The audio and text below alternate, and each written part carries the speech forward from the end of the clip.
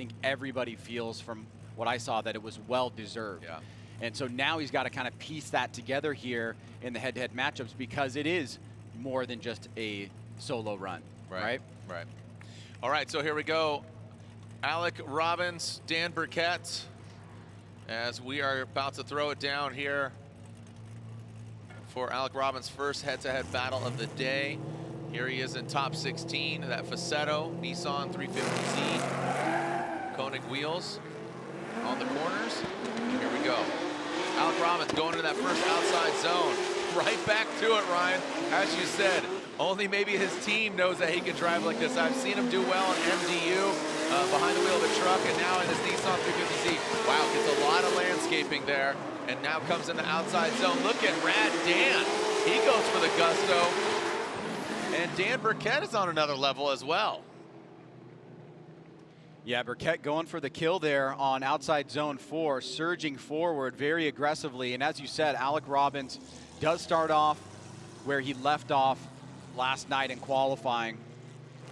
He did have a mistake on outside zone 3, but I think he actually stayed relatively settled there. So he's going to get the tire drop, but look at that. Threading the needle there in outside zone 1. Great throttle control to 2. Perfectly executed there. Nice wide sweeping line right to inside clip 1. Right here he's going to drop the tire, but notice the car does not become unstable or unsettled. And here's the attack by BURKETT. Angles up, does have to pull out, loses a little bit of angle there towards the finish. Whew. Let's take a look at outside zone 3 again. He got into that zone a bit early, and he did drop that tire, so there will be, in other words, a deduction or so there. But in the comparative battle, the car did not become unstable there, and I think that's going to benefit him if you just do a comparison for the exact same thing with Dan. I think it'll be okay. Yeah, it's I was thoroughly impressed, man. Those wheels, you know, and also his driving, just staying and keeping that composure, the attitude of the vehicle did not get disrupted too much. Obviously, you see a bit of a step down there, and it's not smooth surface like the tarmac, but really good control there from both the drivers. Good driving, as you said. I liked what Dan BURKETT did there late into outside zone 4. Unfortunately, it didn't come up spades all the way, but right now we are seeing Aaron over there. I shot that behind the line. What's up, buddy? Trying to figure out how to get that bumper off the back of his car. But a lot of photographers out here. But of course, Aaron, aka I shot that right there, up in the mix. Trying to get that ALEC ROBBINS bumper off. How many zip ties that thing utilizing? Right? Still knocking that spray down.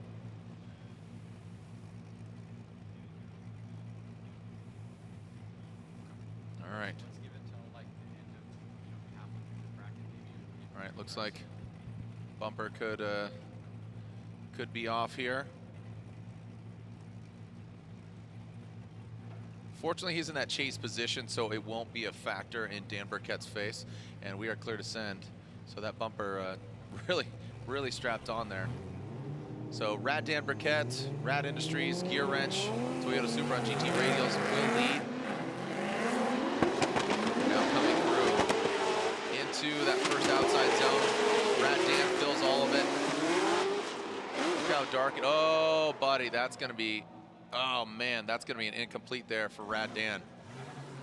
Yeah, the transition is what killed him there, and he started off so aggressively. Huge flick by Dan BURKETT, and he's looked really good at this course. Unfortunately, a mistake there after outside zone 1 shuts down the run, so ALEC ROBBINS does not need to continue. Let's see if we can see what happens here. Big snap right there by BURKETT, fills outside zone 1 completely, and then right here transitions, and it looks like he kind of angled up and gripped up and came way off outside zone 2. Did not have the right approach there, and actually comes to a stop. ALEC ROBBINS goes around, and he will get the win here in the top 16. So for ROBBINS, a great 8 berth after a #1 qualification. Oh man, I believe this is the furthest he's been. Don't quote me on it, but he said lead. FORSBERG qualified 8th. Ryan TUERCK qualifying 9th. So a fairly equally matched battle here. And Chris Forsberg throws in that first outside zone. Ryan Tuerck right there. Now let's transition to that second outside zone. Forsberg leading Ryan Tuerck into that inside clip. Tuerck tapping it just barely. Ooh, Tuerck loses a little bit of angle there coming out of outside, or inside, outside zone 3. And both, ooh, okay. Looked like Forsberg had a little bit of a hiccup right before the finish line. Yeah, it looks like mistakes from both sides, and right there towards the end with Forsberg. I mean, these guys know each other's driving styles just impeccably, and you expect them to be pushing hard, knowing what to expect. But we did see what looked like a mistake from Ryan Tuerck in a reduction of angle on outside zone 3, and it looked like we saw a little bit of a holdup there from Chris right at the end of outside zone 4. There's a great start from both guys. Forsberg right at the end of outside zone 1. Tuerck driving through the smoke line, maybe a little bit shallower there on outside zone 2. He gets right to the bumper, and right there he's going to pull off outside zone 3, miss it. Now re-engage with Forsberg, who's wrapping around outside zone. You see what appears to be a little bit of a hiccup there from Forsberg, and then that tap through the finish line. All right, so a great job driving. You talk about, you know, I mean, these guys have probably driven together more than a lot of the other drivers out there. I mean, you could throw Vaughn Gittin Jr. talking about, you know, head-to-head or matches, both in the Formula Drift Championship and let's just call it about E-Town, man, at Englishtown. Shout out to Mike Knapp and that whole crew over there. They call it the greatest place on earth. But as Ryan Tuerck will now lead, Chris Forsberg giving chase.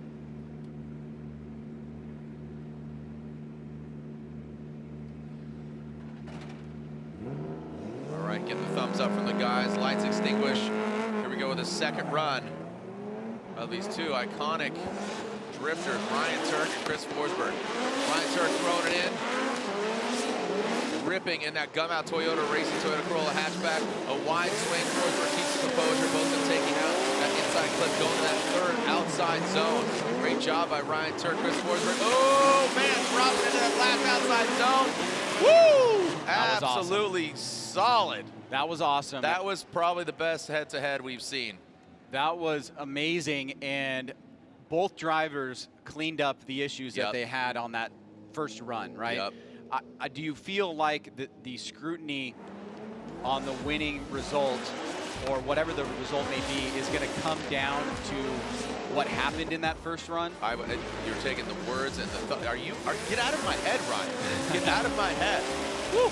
Get out of my nose. Absolutely just digging right up in there and just figuring out, pulling all these thoughts out of my head. I would absolutely default back to run 1, and the mistakes that were made by both drivers would lend a heavy hand in the outcome of this result. Forsberg, and the only reason I say that, I don't want to not comment on it, Forsberg did have a little bit of a shallower approach on outside zone 2 there, but so did Tuerck, right? And so if you kind of even that out, then it may come down to those mistakes in that first run. And it may be, you know, is there somebody that won the battle of the leads? The chase run seemed to be the things that's going to be scrutinized. Well, guess what? You're going to have to look 2 ways, because we're going to pull up that BC Racing side-by-side graphics. BC Racing, go for gold. The official suspension of Formula Drift, BC Racing, custom coilovers. Here we go. So, or does it come down to Forsberg leading on the left, Tuerck leading on the right? See, Forsberg misses outside zone 2 completely, but that's how he retains proximity.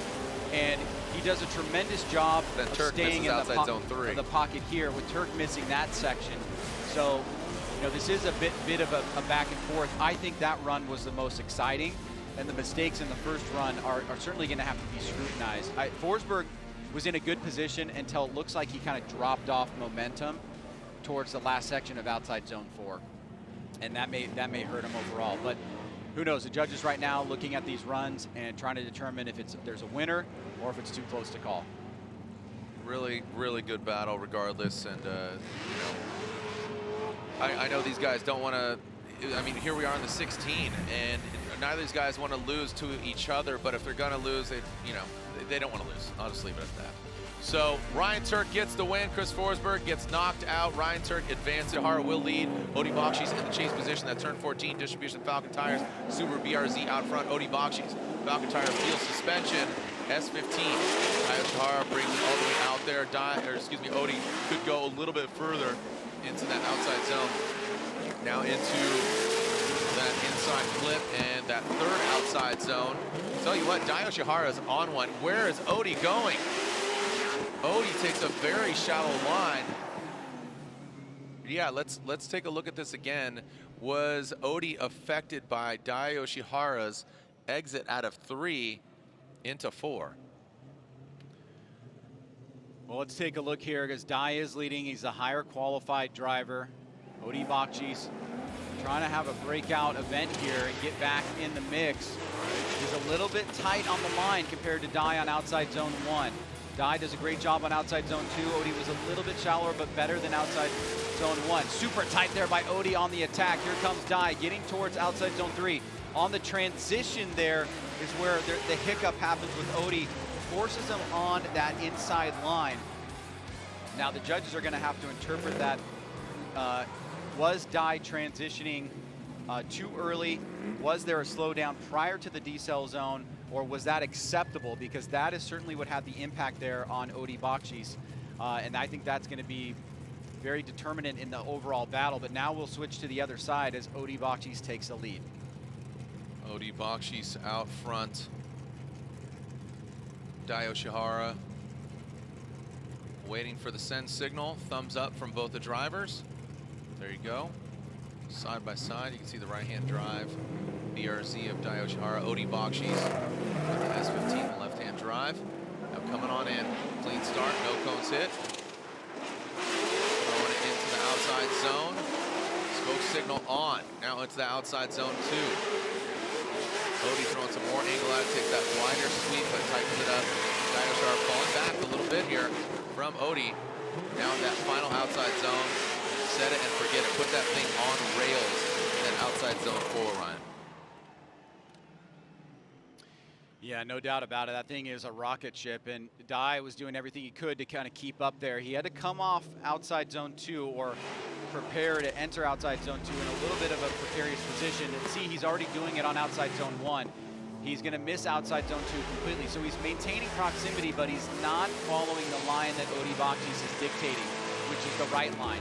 From 3, you see Odie enter 4 and just stay right on that outside edge. And that nice line by Odie is just punctuating an overall solid lead there. Dai did struggle in the chase run, but I do want to know how the judges interpreted that transition where Odie was super close. Was it the right kind of transition? Did he slow down outside of a decel zone? And did that cause Odie to come on that tighter line?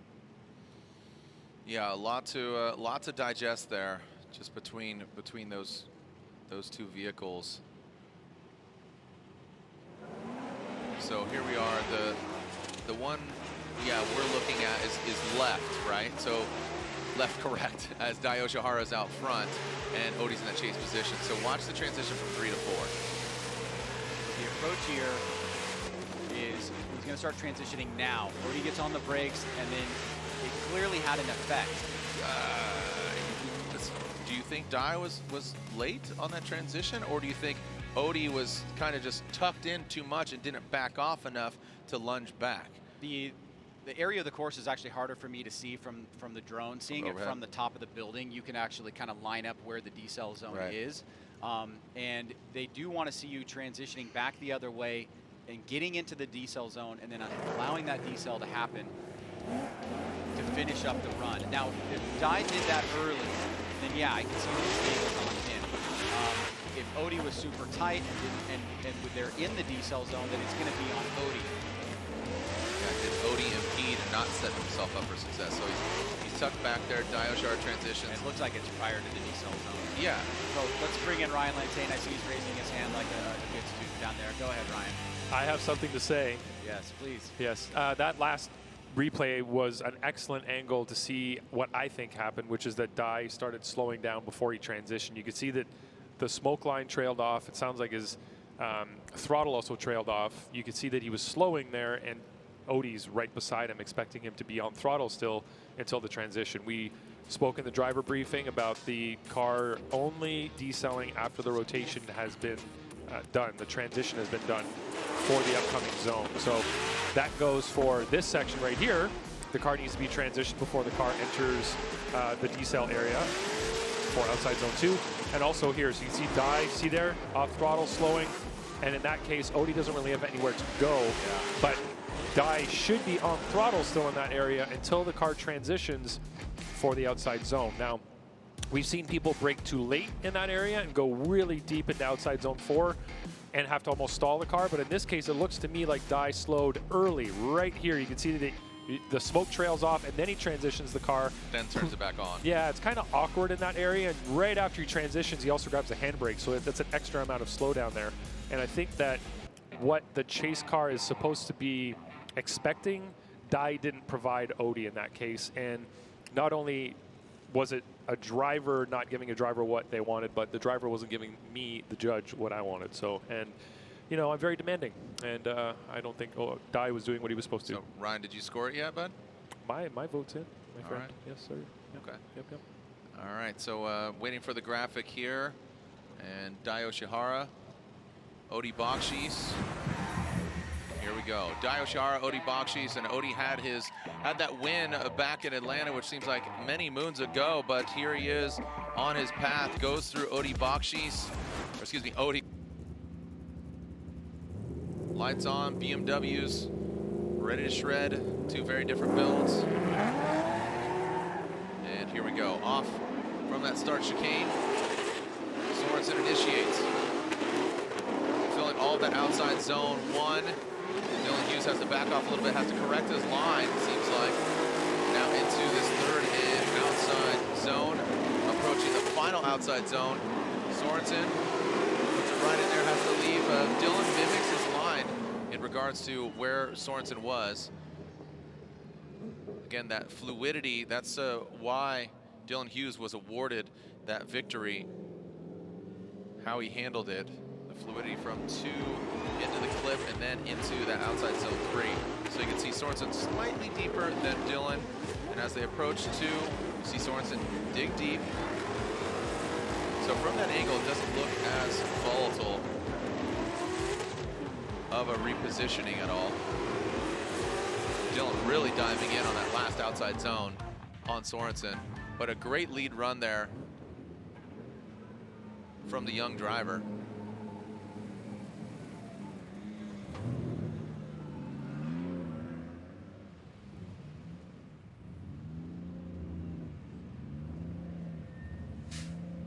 And here is now the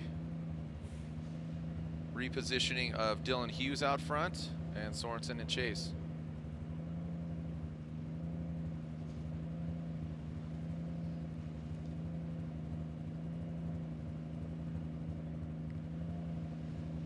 Here comes Dylan Hughes, Royal Purple, O'Reilly Auto Parts, GT Radial, BMW.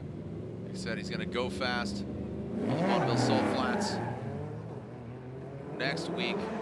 So be sure to follow, check out all the, oh wow, look at this. Dylan Hughes goes into that first outside zone, into the second. Like they were talking about in that battle against Jonathan Hurst, very fluid, filling all the zones precisely is Dylan. I mean, that would have been a really high qualifying run by Dylan Hughes. And mind you, Dylan, talking with him last night at a meal, he said he would like to qualify better. He knows he's got it in him. Wasn't 100%, but now it looks like he's really finding a sweet spot. Dylan qualifying 12th, Brandon Sorensen qualifying 5th. So let's see who's going against Odie BAKCHIS. Taking a look at the replay here.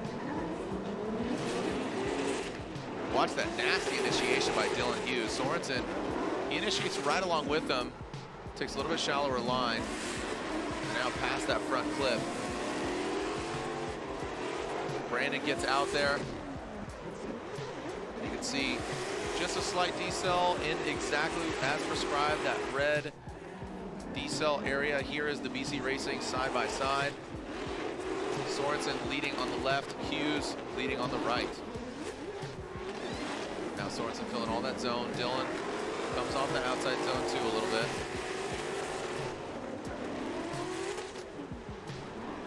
Transitioning into that final outside zone 4.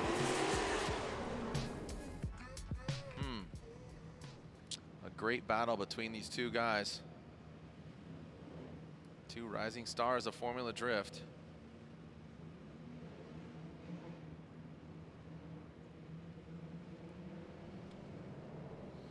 All right, our next battle, Ryan, will be JTP and Vaughn Gittin Jr., two Mustangs, two vets.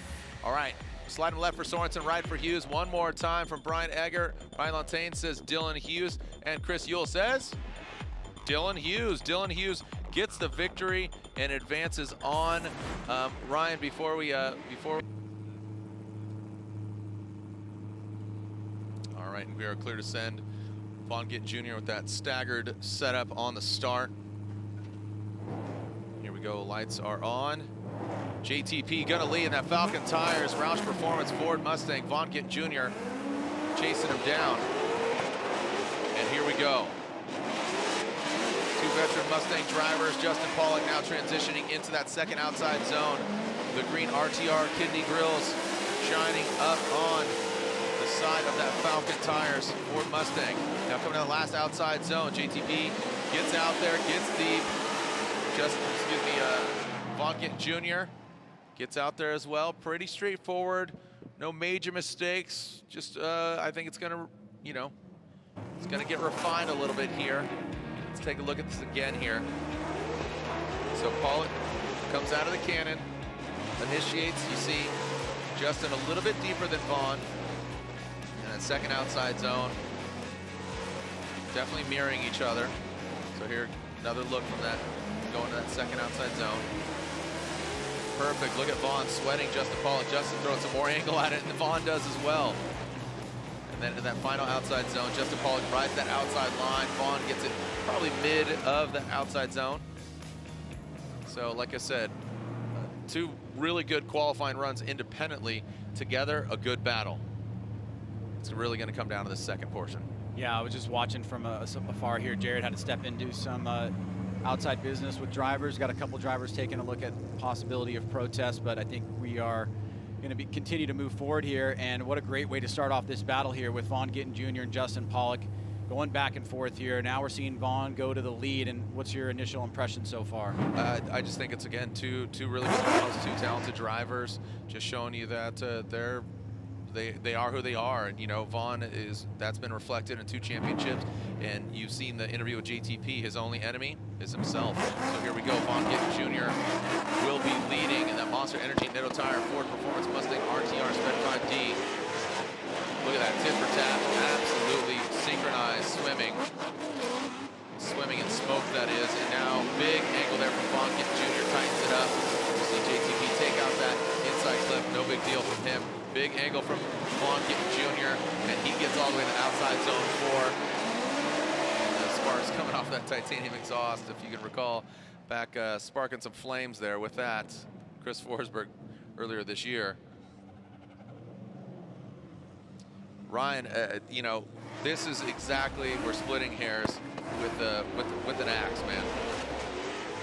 Yeah, we are, and we're seeing both drivers push extremely hard. We know the history, competitive history between these guys. And going back and forth is something that we always see whenever they line up. Doesn't matter if it's in the top 32 or the finals. Vaughn Gittin Jr. reaching into that final outside zone with Justin PAWLAK close in tow. And again, another back and forth. I know we're going to see the side-by-side, and it goes up immediately. Yeah, I mean, this is just really, it's not apparent because it just gets very difficult to kind of go left to right, right to left. Both of them. Aggressive, big angle, filling zones. And then in that outside zone, oh man. It is just, it's 2 Mustangs, 2 talented drivers. This is a massive arm wrestling match here. Indeed it is, and one driver is going to go away victorious here, but there's a lot to digest from the judges who fulfilled the lead driver's responsibilities better, and also that of the chase. As the judges take a look here between these 2 competitors, a valuable spot for the Great 8 on the line. As the judges reviewing, it looks like I see a couple scores coming in now, Jared, so we are starting to see a few results here. Yeah, not necessarily either way. It still could be a one more time because there's some really great driving here. We do have 4 drivers. We're halfway through the top 16, forging that grade 8.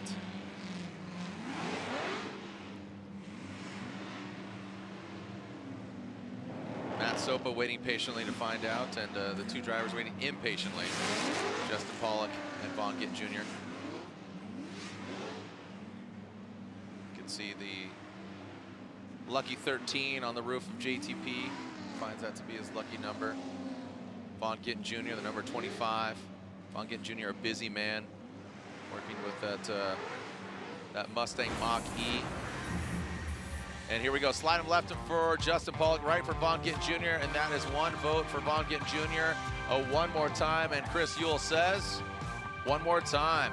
So this is our first OMT that we are seeing here in the Pro Championship here in St. Louis. And Ryan, do you agree with that, Paul?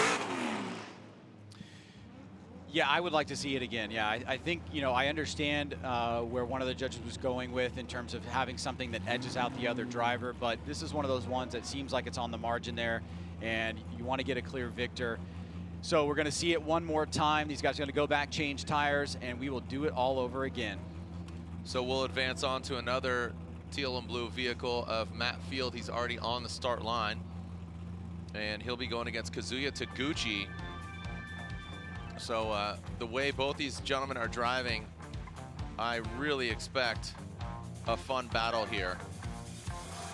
Just, you know, you look at kind of the all-American driver, all-American muscle. Kazuya Taguchi, you know, Japanese build, Japanese car. This is absolutely very polarizing.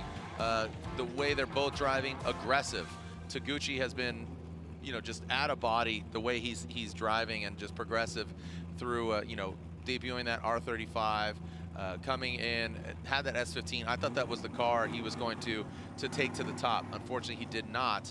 But now he brings back this, or brings and introduces us to this vehicle with that VR power plant. But absolutely showing up in a major way. So here we go, Matt Field, Kazuya Taguchi.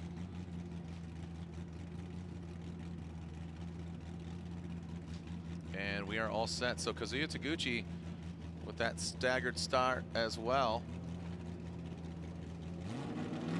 And there they go. So Matt Field, Falcon tires, the drift cave, head caveman, nasty snap into that outside zone.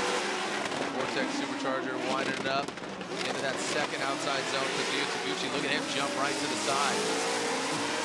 And into that third outside zone, Kazuya, the up garage ISR, 86, doesn't get all the way out there, and then just barely does towards the end. Your thoughts? Taguchi's kind of on one, man. We've been saying it, and you know, he catches Field right in the pocket on outside zone 2, or subsequent to outside zone 2. He does fall off a little bit, and it seems like Matt Field is just continuing to build here tonight. He has had these really flawless lead runs, leaving the zone at the right time, coming into outside zone 2. Taguchi right there catches him, and a great opportunity to kind of show dominance in the chase. The Field gets on the throttle here, and we're going to see a little bit of a difference, a point of difference here with Taguchi on that tighter line. But Taguchi smartly notices that he was kind of on a tighter line, pulls back and gets on the right line there. So the mistake was more minimal than it looked originally, and now we've got a great battle on our hands. Let's alternate position, excuse me. Kazuya Taguchi said he's leveling up, which says level up garage, and the ISR 86. GT radial tires on the corners. Matt Field catching some rubber on the side. He's been having a lot of fun this season. His mindset, you know, you see him ripping around 50s, and the, you know, on his weekends off, he's ripping with Ripper in his boat, going on poker runs, just having a lot of fun this year. See him kind of rocking out in there, getting his head right, strapping it on, and here we go. Matt Field, let's go that handbrake, ready to throw down. Kazuya Taguchi out front. Matt Field in the chase position. Look at that right there. There goes Matt Field, sticking it to the door of that 86. Now transition, letting him go just a little bit, allow him to transition now in that third outside zone. Wow, Kazuya Taguchi barely just gets into the dirt at the end of the outside zone. And then both of them get into outside zone 4. So Matt Field taking a lot of momentum from Seattle. I tell you what, I mean, him and Vaughn Gittin Jr. was some of the most bonkers driving. I mean, one of the best runs in Seattle. I'll go on record as saying probably one of the top 3, if not the most exciting event we've ever had in Formula Drift history. Yeah, that was an amazing event, and we can see here with Kazuya Taguchi, he is having a very strong night, and it's showing every single time he goes up to battle, both in the lead and the chase. And Matt Field right here really needs to continue to move forward in this event if he wants to stay close to Denofa. That's right.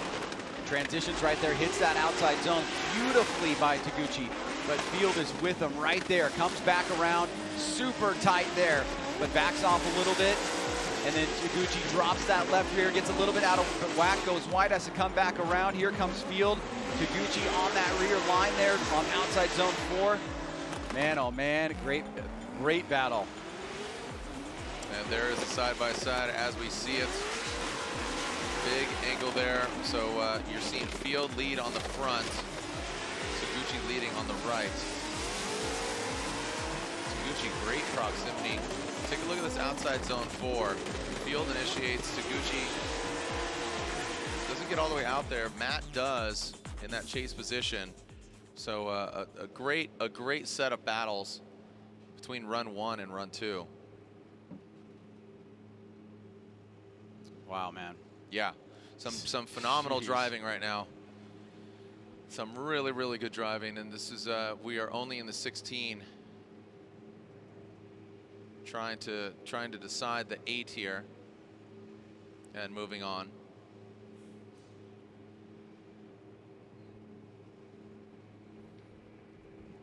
All right, and scores are in, Ryan. Waiting patiently or impatiently, slide them left for Matt Field, and there it is, Field.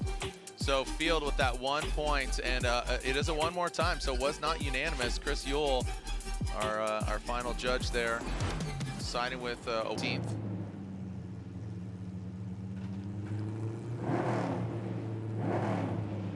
And here we go. That first outside zone. Let's see how they handle it. Jamming on by into that first outside zone, and now I have a feeling they're really going to turn it up. They don't want to leave it in the judges' hands. They saw how good each other was, and right now they are showing up. Just tapping. Oh, wow, look at that.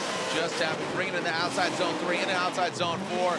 Big, nasty flick by Vaughn Gittin Jr., and he slides it right in to that outside zone 4. I'm surprised we didn't see any contact, man. Pollock's lead runs are just so strong, but Vaughn did something really phenomenal in that final outside zone, using the angle to slow down the car and getting right in the pocket there against Pawlak. Vaughn and JTP pretty similar on outside zone 1. JTP maybe slightly deeper, same on 2, but Vaughn super close on proximity here. I mean, that is insane. Comes off, watch this, he's gonna angle up with a lot of momentum, get right in the pocket there and close the door to JTP. But I mean, you really, what's there to complain against in terms of JTP's lead? Not much. I mean, there really wasn't. I mean, there were hardly any flaws. He filled all the zones. You know, again, that confidence. You know, the Vaughn's spotter has got to be in his ear, telling him, "Hey, just go for it, turn it up." And these guys know when to turn it on. They leave no tread behind. At this point, if you're the other driver, you're hoping that one of these guys makes a noticeable mistake, because the battle right now is so close. Yeah, these guys are driving really hard. They're really fast. And here's the thing is they're making it look really easy. So we sound all cool, calm, and collected, but in that car, it's violent, it's loud, and they're making it look really easy. Precision driving at its best. I mean, these are two of the best drivers in the world, both behind the iconic vehicle that is the Ford Mustang. Vaughn Gittin Jr., Justin Pawlak piling those Ford Mustangs. Here we go. Which pony is going to reign supreme here at St. Louis now? Vaughn Gittin Jr. leads in that second outside zone. A little bit of gap there as Justin Pawlak tries to tighten it up. Kind of center punches that inside clip, and now coming in last and outside. zone. VAUGHN Jr. Gotta say, it goes a little bit deeper there, Ryan. I was more looking at the chase runs. I think Yeah. Vaughn's chase might have been a little bit more dominant, more consistently throughout the entirety of the course. So now, I mean, if that's right, then it's going to be taking a look at the leads. And did PAWLAK do enough to kind of hold off the defender, you know? Yeah. Yeah, exactly. Jeez. Yeah, it's, like I said, they make it look too easy. Here it is, VAUGHN leaving outside zone 1. PAWLAK driving through the smoke, tucking up on the inside, in that pocket, engaging now, switching to guns, goes on the inside. VAUGHN right at the edge of the course. PAWLAK loses some ground for a second. Now he's starting to close again, takes that tighter line, gets right back online. Woo! Here's our BC Racing side-by-side, bud. Yeah, and you see PAWLAK right there in his lead, so deep into that outside zone. VAUGHN on his lead, back on throttle, and just perfect on that inside clip, leaving a little bit of a gap for PAWLAK to make up. And VAUGHN, I thought he was going to over-rotate there, but he used the angle to slow the car down, and it put him just in the right spot to get right back on throttle and then move closer to JTP through the finish line. All right, and we are waiting for the outcome here. Man, who came out on top? Shout out to Kurt and Larissa Wandro, 21st anniversary, happy anniversary. Again, watching hashtag FDSTL. Hey, how we doing out there, St. Louis? Those that are in the building, unfortunately, just over there on the bleachers, stomp your feet, make some noise for the driver so they could hear you.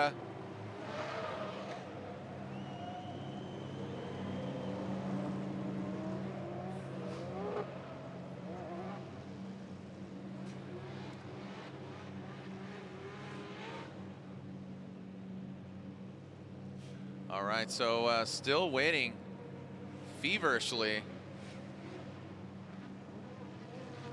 St. Louis, the fans coming out here enduring some incredible heat. Now, quite a contrast from what we saw earlier today. Scores are in. We got it one more time. And one more time. They're going at it again. They're going at it again. So that is OMT ×2. And that was unanimous. Just absolutely splitting. Wataru Masayama. The lights will illuminate, extinguish. The gold Rockstar entering Toyota GR Supra coming out of the cannon.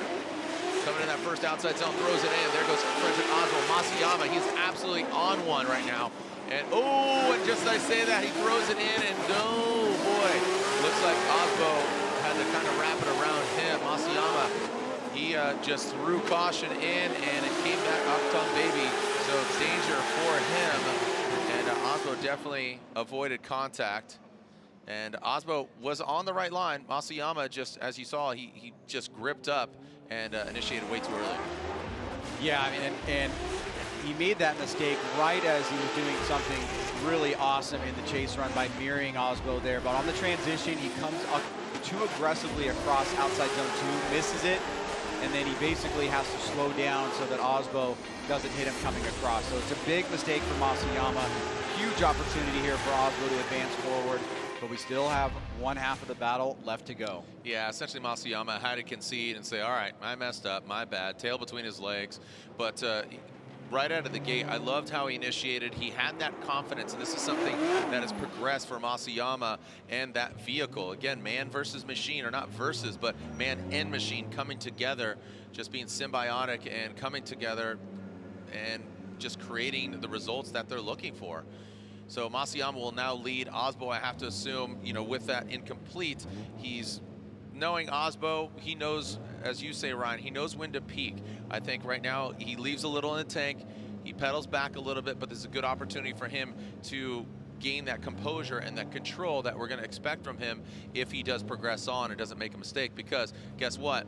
Denofa and Essa are in the next bracket below them. So Osbo will theoretically, if he gets a victory, all things considered, as he goes and does what is to be expected, he'd go against Denofa, our points leader, or Michael Essa, who's a former champion as well. Let's restart. Circle it back around. Masayama and Osbo flip back around, so believe a cone was hit. Yep. Sopa putting it back into position. Sopa on Aropa, keeping it clean. That's right. Don't forget to wash your hands, kids. Using Sopa on Aropa, available in no stores whatsoever. As Masayama pulls back to the line. Ryan, how you doing, man? You staying out of the heat? You staying out of the heat? Staying out of the cold? You good? I am now, yeah. Yeah. Yeah. And we're back. We're just like kind of just even keel right now. Yeah, right? we're in the mix right now. We're setting sail. We still have some outstanding battles, some questions that need to get answered. We still got the one more time coming up, and there's still a lot left drifting to come this evening. There's still a lot. We are only in the top 16.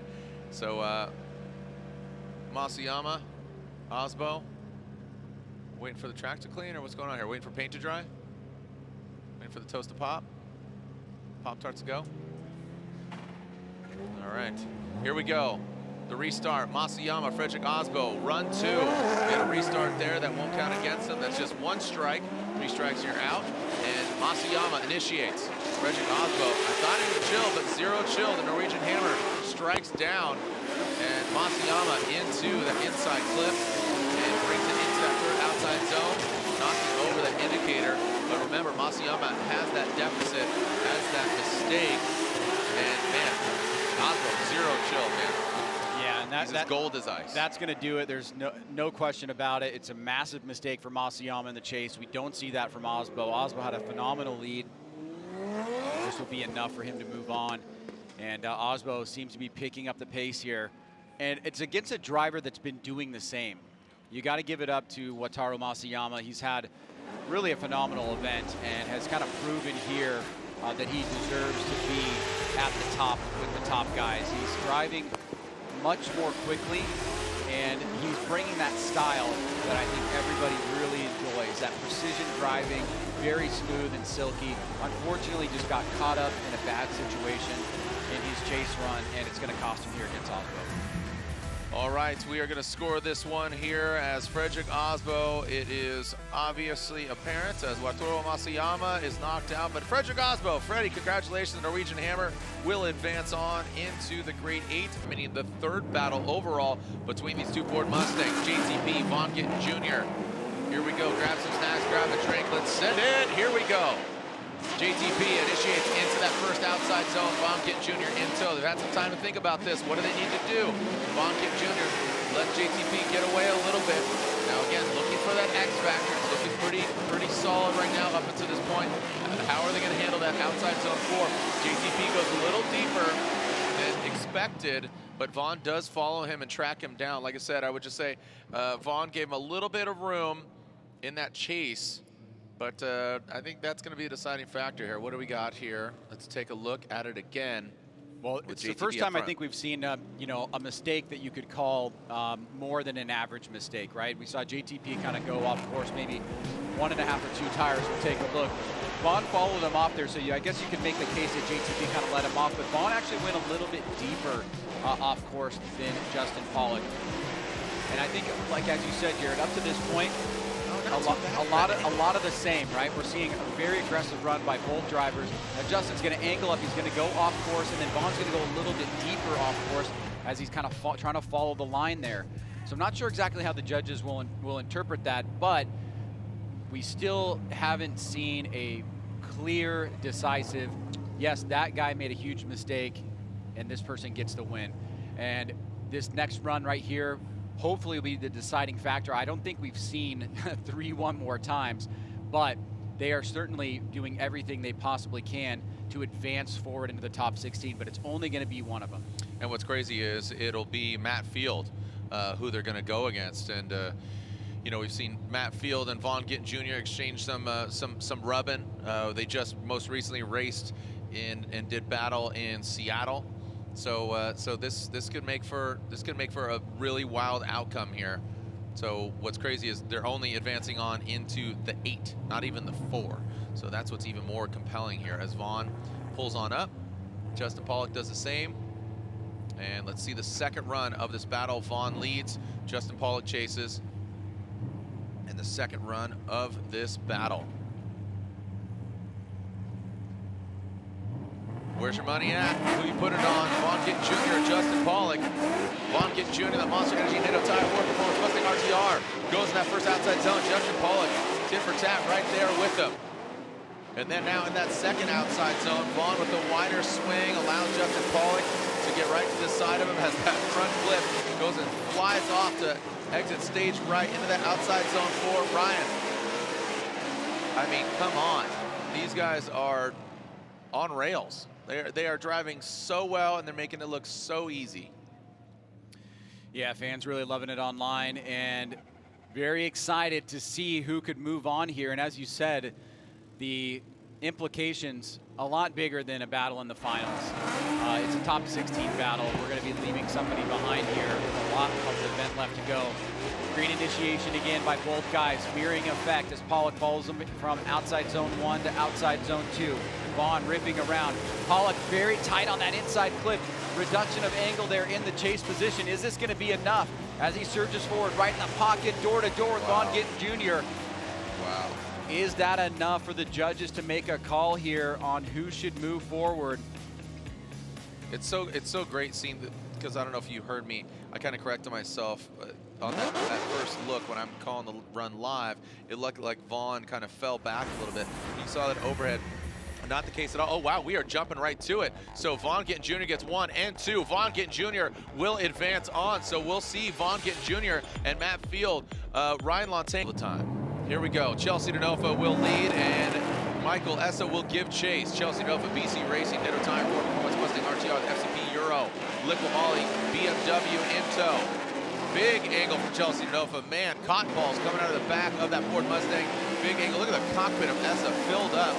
And then into that third outside zone, Denofa, a rocket ship. Oh man, he goes deep.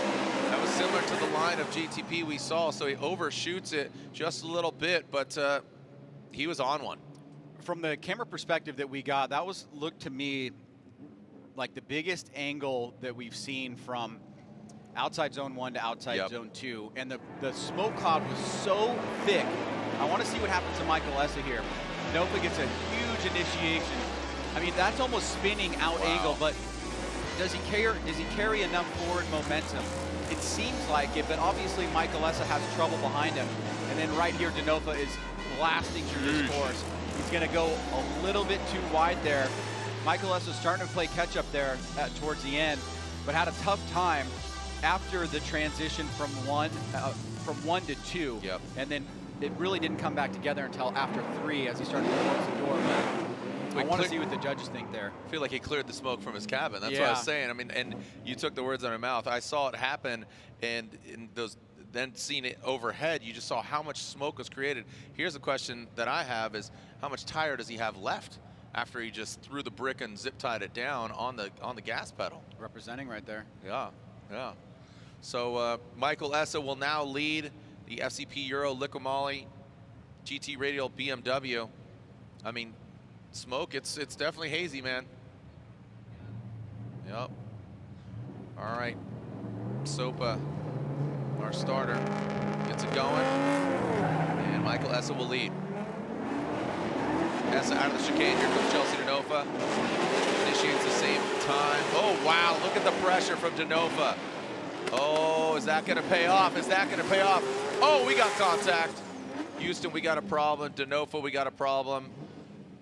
And as the smoke clears, it looks like Denofa, it looked like he wasn't going to make it, but then he ends up getting in there, but it might have been a tighter line as Essa reintroduced and came into that inside zone. Contact was made. This is a huge moment here, Jared, because there's our points leader. There's a case to be made that that tighter line is what caused the collision after inside clip number 1. Now, Denofa, after that blazing lead run, has to come back and chase down Essa. Super close there. Now, watch the transition. He's going to cut outside zone 2. He's on a tighter line. Essa's coming back around. And it looks like Denofa gets pinched there. Yeah. I mean, Denofa, we've seen this earlier where that driver goes outside 1, tries to transition to 2, initiates, wasn't even part of the relationship between outside zone 2. Look, bye. Yeah. Bye. Boink. Yeah, I think this is going to go against Denofa. At least Yep. that's what it looks like, because he's not in the right place on the course. Wow, so look at that. So our current points leader, you know who's laughing right now, is Matt Field, but he's going against RTR driver Vaughn Gittin Jr. ESSA gets the win. And speaking of RTR, so Field will potentially regain it, but remember, third place, Osbo, he's still in it. He's going against Osbo, or going against ESSA. So here we are, our first battle of the Link ECU Grade 8, the official engine management unit of Formula Drift. And our #1 qualifier, ALEC Robbins, makes it into the Grade 8, which I believe is the first time. He's going against Ryan Turk in that Gunnout Toyota Racing Nitto Tire Toyota Corolla hatchback. Here we go. All right, ALEC Robbins initiates right back to it, right into that first outer zone, now into the second outer zone. Big angle! Robbins goes hard in the wall. Robbins slams into the wall, make sure he's okay. And Ryan Turk does not need to continue with the entirety of his run as he is in the chase run. So that's a first. We've seen people Hold go on. wide at outside zone 2. Let's lay out, make sure he's okay. Okay, we are hearing that he's okay otherwise, but yeah, that's the first time, I mean, to that degree. We saw Simon Olsen go in, tap his wing. Sorry to cut you off, just want to make sure that he's okay. Ryan, go ahead. Yeah, hearing that he was fine over the radio here, and just to kind of pick up where we left off was, we have seen drivers go deep into outside zone 2, but the amount of momentum that Robbins was carrying there was pretty tremendous, and it was so clear once he got to outside zone 2 that he was going to go much further than he intended. Yeah, he just overcooked it. He came in hot, and this is what we were talking about. You know, previous rounds, Robbins going really hard, but dialed it back to, let's call it a 96. Here he goes, and he transitions in. Reese Marin, his spotter, watching on, and so he's okay. Again, we wouldn't sensationalize it if he wasn't okay, but we know that safety is the #1 priority. He has all the safety equipment. So, I mean, you watch him bash that back left, front left, and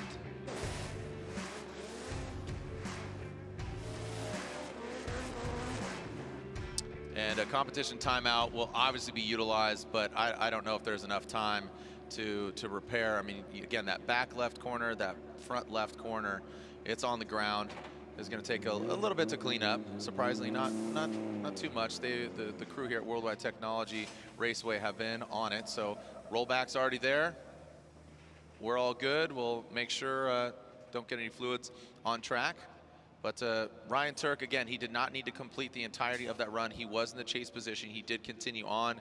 Maybe just get familiar with it. But so looks like the officials will go check this. Assess the vehicle. I believe he's gonna see if he's I think he's texting everybody right now. He's texting his guys. Reese Marin, his spotter, just signaled me. He says, too much sauce. Got that Robbins sauce going, man. And yeah, unfortunately, Robbins threw too much at it, man. But you know what, hats off to him. I really don't think he's gonna get it back together. That's gonna be a lot of work. I don't know, but when we come back, we'll get Robbins off track. Ryan Turk will have to complete a second run to show that his car is up and running, but I believe that's going to be finding Ryan Turk in the Final Four when we come back here, round 6 of the Formula Drift Pro Championship. Never find 20th. And here we go, continue on with this battle. Who's going into the Final Four? Dylan Hughes, the Dozer, or Odie BAKCHIS? As we are right back at it. About to throw down. And here we go. Dylan Hughes out front, initiating in that first outside zone. That 2JZ powered BMW approaching that second outside zone. Big angle from him, nice job. Look at Odie's composure, a great job keeping that proximity and angle, mimicking right into that final outside zone. There goes Dylan Hughes, bringing it all the way out there. You can barely see it with the amount of rubber that's laid out, but definitely filling all of it. Odie not getting out there, Ryan. Odie saw an opportunity before inside clip #1 where there was space and then it disappeared, and he's got that ability. The question is going to be whether or not he can pull it all together. The initiation I thought was a little rough from Odie. He didn't immediately get in the pocket, but he starts making the changes here. Surges forward right there, stays super close, but Dylan is doing a great job in his lead run, and that's something for Odie's team to think about as they transition back around. Outside zone 4, he was on the inside. Dylan was wide. He did a good job there. So we're seeing a bit of a back and forth battle between these two guys where there are some noticeable mistakes from Odie that can be corrected, and now Dylan has got the hard job of chasing down one of the top drivers in the sport. Yeah, absolutely. With seeing the way Dylan Hughes has progressed, you know, from his S chassis, developing this 2J BMW from last year into this year, you know, it just started, and then now it's really coming alive. It's really working out for him. He's seeming comfortable. He, you know, just won with the car, and that's just like Odie, you know, just over the years progressing and building his S chassis, S14, or, you know, S13 and a 14, and now here is in an S15. That's an absolute rocket ship, that supercharged LS under the hood of his vehicle. And here we go. So the Falcon Tire Feel Suspension S15 will lead. Here comes Odie BAKCHIS. The frenemies are still in it. Here we go. Odie BAKCHIS initiates. Dylan Hughes right there. See if he allows him enough room to transition. Yes, he does. Now coming into that front clip. Past that front inside clip into the third outside zone. How are they going to handle the last and final outside zone? Both of them bringing it on in. Well done by Odie BAKCHIS and Dylan Hughes. Consistency. Consistency. Yeah. Well, we saw a couple of the mistakes that Odie made in his chase run here, or on the first run. Now Dylan has an opportunity to come back with his own chase. Odie deep into outside zone 1, but look, Dylan's right there. Staying, keeping pace, dropping back in on outside zone 2. No major flubs. Odie takes out that inside clip, but he's starting to pull a gap on Dylan. Can Dylan close the door here? Surges forward. Tries to get right in the pocket there. And a very rough exit by both drivers going sideways up the bank. And man, this is a tough one, but Odie did have a couple noticeable mistakes that the judges might ding him for there. Dylan, at moments, had some really good proximity, especially on outside zone 1. And the duration was pretty good. It wasn't door to door in the way that Odie's was at certain parts of the course. So yeah, measuring kind of the balance, the weighting of the balance between these two drivers, I think is a really tough task here for the judges. But is it possible that we could get a win here out of just these two runs? Oh wow, look at this, here we go. Slide him over for Dylan Hughes. 1, 2, Dylan Hughes. So Ryan, that's where my mind was going, is you saw the proximity and a finish all the way to the final battle, but didn't get a chance to do it. He's still got some work to do to get to that point, but yet again, stacking up another good result. So Ryan Tuerck initiates that come out Toyota Racing, Toyota Corolla hatchback. Lay back and listen to this 4-cylinder turbocharged nitrous hatchback.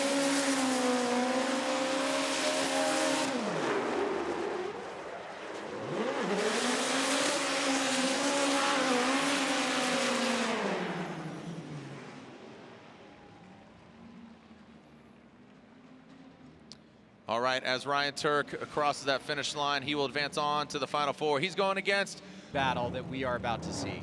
Yeah, so it definitely did show up in practice battles where they were going for it. Here we go, let's send it, fellas. Let's see if we can repeat what happened in Seattle. Matt Field, Vaughn Gittin Jr. Matt Field initiates that first outside zone. Vaughn Gittin Jr. right there. Now transition, you see Vaughn Gittin Jr. pedal back just a little bit, giving a little bit of balancing room there. Coming to that third outside zone, you can see the Ford Mustang of Vaughn trying to get a little bit closer here. Now transitioning in that final outside zone. Matt Field doesn't get all the way out to the outside zone 4. And again, probably difficult to see, but now you're going off muscle memory, trying to recall exactly, but man, risking it for the biscuit.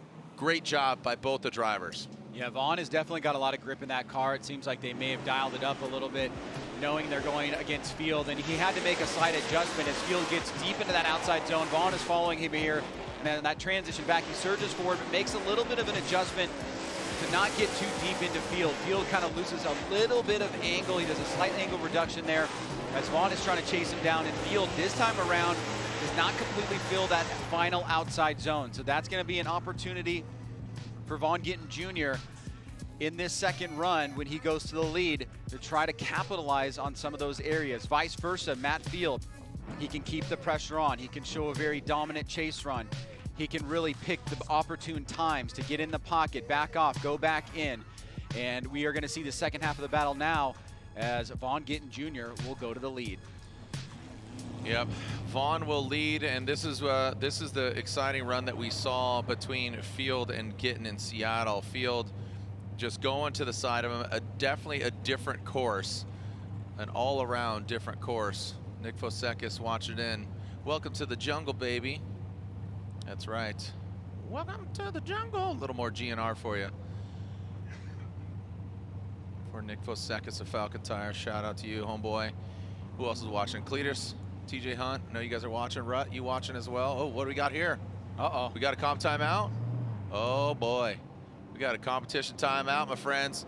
The Beast from the Bay heads back to the drift cave, or the temporary drift cave right now. So let's get those next cars up there. We got Osbo and Essa. All right, so Vaughn and Field or Gittin, I should say, Vaughn Gittin Jr., Matt Field heading back to their hot pits area. So notably on Thursday, Field said he was having some clutch issues. He was pretty open with that, but ACT sent him out a new one. Good, ripping, raring, ready to go. What do you got, Ryan? Nothing, just observing, you know, taking it in, very tense. Yeah. Close battle here. We saw the outside zone miss from Field there. We saw the adjustments that Vaughn made in the chase, and we're going to see the second half after this competition timeout. But I do believe that, somebody just knocked on the door and came in. It's possible we could move forward to Essa and Osbo, depending on the temperament of the competition staff on this particular competition timeout. Yep, the plot thickens. What is it, like a tent in a wigwam? 2 tents? That's right. Do spark plugs timeout? They sure do, and timely spark plug replacement not only prevents fouling and provides the best engine performance, it ensures less repair time, can save you money on unnecessary repairs. Visit ngksparkplugs.com to learn more about OE-suggested spark plug intervals and find the best plug for your engines. NGK, the ignition specialist. Mickey of Throttle, what's up, homeboy? Watching at home, chilling with the cats. And we are taking a look here. Matt Field taking off his arm restraints. Oh boy, look at this. So clock is ticking, arm restraints are off. Traditionally, you know, Ryan, we're gonna see them, you know, kind of work on the car with Matt staying in it. Is the clock up yet?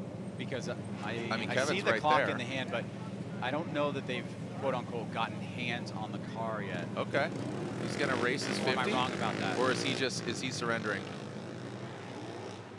There's no way he's conceding. Okay, things got really weird, and he might, yeah. Lorette, down to you. Any insight? What are you hearing down there? I'm trying to find out right now. I have Kevin Wells. Kevin Wells has the clock in his hand. Has it started? He's talking to Matt Field's team. Vaughn Gittin Jr., for some reason, over towards Matt Field's pit, and Vaughn has been parked across the way all night. So interesting that his team is over here. Wow. And not parked at their pit. The clock is now running. The clock is now running. We're at 4 minutes and 48 seconds, and Matt Field rode away on his mini bike. So I'm still looking for answers. I'll get back to you guys as soon as I find out anything. Wow. Okay, Thank you, Lorette. Yeah, thank you, Lorette. Some crazy turn of events there, but right now it looks like we are seeing Frederic Osbo, Michael Essa, and they are what was to be the final battle of this Grade 8. But right now, the Link ECU, the official engine management of Formula Drift, Link ECU Grade 8, Frederic Osbo initiates into that first outside zone. Michael Essa chasing him down. Frederic Osbo looks like Big angle from him. He's in the three-wheel motion into that front clip. Michael Essa taps it. Ooh, Michael flirting with the dirt. And then he just keeps on going past. Frederic Osbo fills all that outside zone. Michael Essa right there. But it seems that Freddie with the gold nose, the gold member, keeps it very consistent. Ryan, what are your thoughts? Well, Michael Essa trying to get pinned like Robo and Varian here and trying to take out Frederic Osbo, as Osbo is in a really good position to capitalize on points in the championship. Osbo gets that great initiation, kind of pulls off the zone a little bit early. Essa a little bit late to adjust. He's going to miss outside zone 2 in the chase position, tap that inside clip, fall back. Osbo's on his way to outside zone 4, turns it back around, gets deep into the zone. Essa follows, closes the door. Wow, both drivers here laying it down, trying to find a position, trying to find a way to get into the final 4. Yeah. As we await what happens with Matt Field and Vaughn Gittin Jr. at least the second half. I think they're looking for Matt Field on the mini bike. Yeah, trying to track him down. He disappeared so quickly. Matt Field on a mini bike. Matt Field on a mini bike. You ever seen a chimpanzee riding on a Segway? Chimpanzee riding on a Segway. That's what I feel like. Matt Field riding on a mini bike. That's a new jam. That's a hot one. Right on. Yeah. He pieced out on his Falcon Tire liveries. He's got a whole mini bike squad, but right now it is all about Essa and Osbo. Who's going to the final 4? Ah, e-brake handle broke. Okay. Field. Yeah. That's from Lorette. He's getting a little too torqued. He's getting a little jacked. Okay, so fortunately that's an easy repair, but let's get a couple fasteners going. Why did he need to run off and do that? Did he know where one is exactly, I assume? All right, second run here. Oh, look at that. We got 2 minutes. Focus, focus, focus. It looks like red. 2 minutes. 2-minute drill, boys. 2-minute drill. We gonna get that thing in there? All right, we'll revisit this. No, I don't think so, Justin. I think I get that handbrake handle. Here we go. Michael Essa, Frederic Osbo, leaving the start line. Essa will lead. Ooh, Frederic Osbo getting aggressive out of the gate. Is that too much? No, not at all. Good composure here. Passing around that inside clip. Michael Essa, look at Osbo flexing on him. Ryan, always said he peaks at the right time, and right now Osbo is doing that. Gives him a little bit of room. Was that too much? I don't think so. I think this is definitely deserving of BC Racing side by side, but Osbo, really good run there. Wow. Well, Michael Essa's putting up a tremendous fight here in the Grade 8. This final 4 position on the table here, and look at that smoke cloud. There is a part of that run, as we take a look at Matt Field before we get back to the replay, trying to stay within this competition timeout limit. I think he's going to risk it. He says if he pulls it one more time, it's going to snap, but oh boy. The clock is a little bit kind of muted because of the lighting, but it's getting pretty close, Jared. Let's take a look at this replay real quick. The side-by-side. Essa throws massive angle into outside zone 1, maybe too much. He has to make a little bit of an adjustment there, but he is flying to outside zone 2. Osbo staying with him. Does not hit inside clip. Super close by Osbo in that chase run. Backing back around, another amazing transition by Essa. Osbo falls back a little bit, but man, great driving by Osbo in the chase from 2 to 3, and that inside clip just wrapping around it. But Michael Essa is a beast, doing a great job. He just had that little flub on outside zone 1 where he had to make that adjustment in angle. I don't know which way this is going to go, but let's go down to Lorette. What do we know? Guys, super stressful down here. Lots of movement. Right now, it seems like the team really is concerned that as soon as Matt pulls that e-brake handle, it's going to snap again. That's a real concern for the team, but Matt seems to feel confident in the car and the team, so he pulled away, and there was about 8 seconds left on the clock. When you got to go, you got to go. Yep, and now the situation is he is chasing, so you know he's got to utilize that, and you know his team is aware of that, you know, potentiality, because Vaughn will lead and Field will give chase, and he's going to need that to really massage his vehicle to exactly where it needs to be. So Frederic Osbo, Michael Essa, we are waiting for the outcome of that. And again, the winner will be going against Gittin and Field.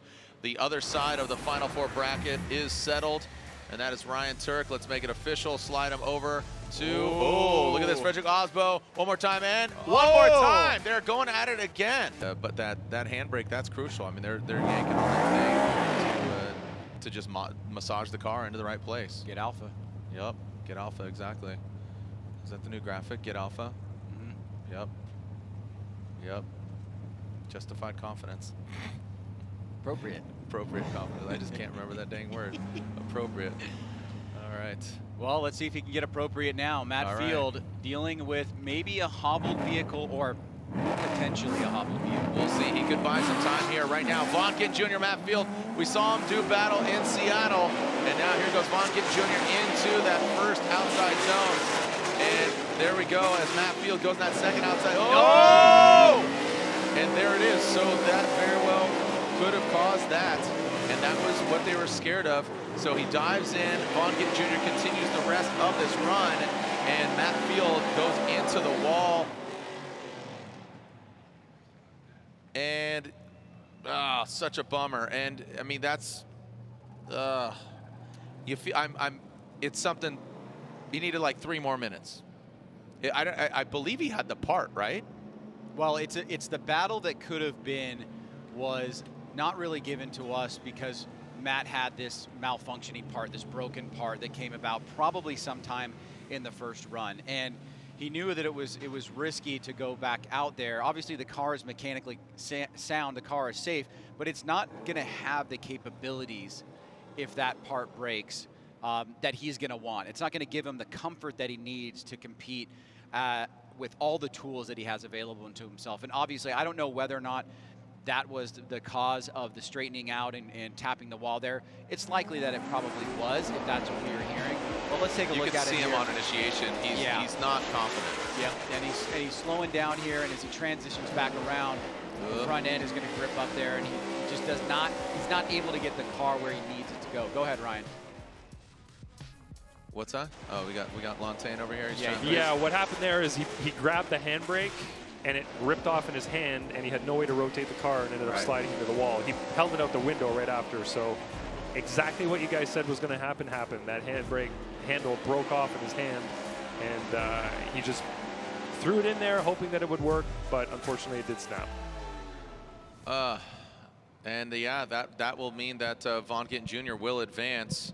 And we have a one more time. So right now, Vaughn Gittin Jr. will make it official because of Matt Field going in the wall, taking himself out. Vaughn Gittin Jr. will get the win. He advances on to the Final Four. Vaughn Gittin Jr. qualifying 15. Yep. This is the one more time battle with Michael S. I think he will not go away. He showed an extra level there in the battle against Osbo. Osbo's got to step up. He wants to take advantage of this opportunity. The one more time battle here between Osbo and Essa. Osbo initiates in that outside zone. Look at Essa! Whoa, doctor! And unfortunately, he bit off more than he could chew. His eyes were bigger than his stomach, and a little bit of a yard sale there in that first outside zone, Ryan. And Osbo does have to continue through the course, and that will be a solid run there for Osbo with an advantage. Michael Essa was trying to grease it there. Sick. That was pushing as close as he could to the upper limits of what's possible, and he nearly pulled it off, but you can see the right rear is, I believe the right rear might be debeated, and so this might be the end of Michael Essa here. Oh, yeah. That is correct. He's debeated. And that was going to happen, or that did happen as he went off course, pushed incredibly hard. I think this is the previous battle. Not what we just saw, but still. This is what got us to the one more time, and that initiation in the chase by Michael Essa was just insane. Came so close to pulling it off, was just closing ground on Osbo so quickly, but dipped that tire, and once that happened, it was pretty much game over. Let's take a look at it. Watch, he's gonna surge right here. Boom, yeet, and then right there, gets to the edge of the course, and that is where the right rear debeats. He says, bye. Frederic Osbo continues on, and what a solid run there by Osbo, by the way. Look at that. Oh, is this where you want my car? All right, there you go. I'm out. Peace. And again, with a debeating, so let's see, did Osbo do anything out of character?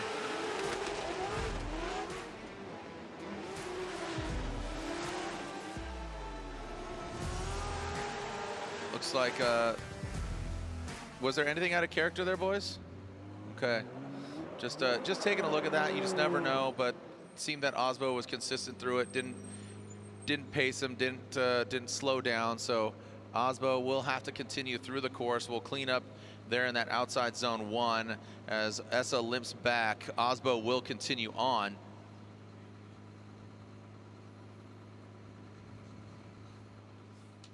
And Osbo, with this bye run, will advance on. Was there contact? Yeah, there was. Doink.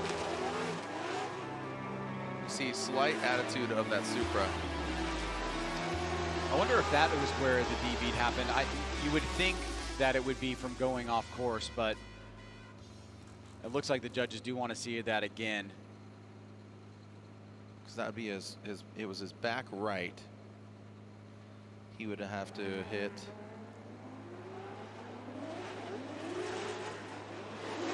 I mean, I'm not seeing any slope. No. I mean, his back right didn't even hit his car. It was behind him the whole time.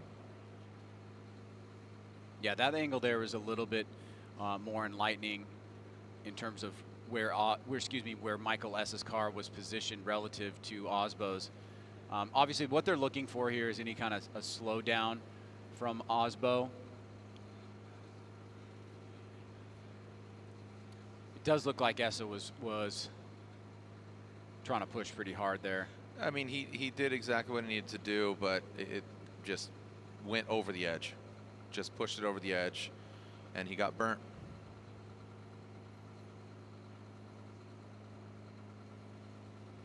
So there, contact.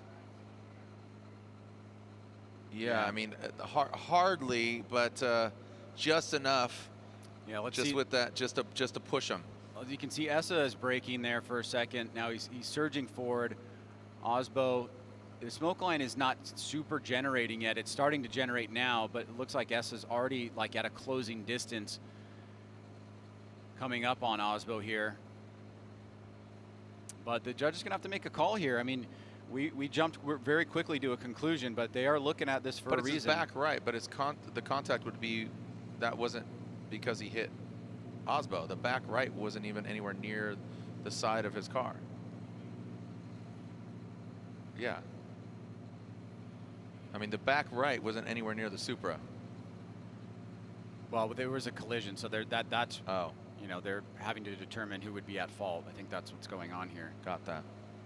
Right?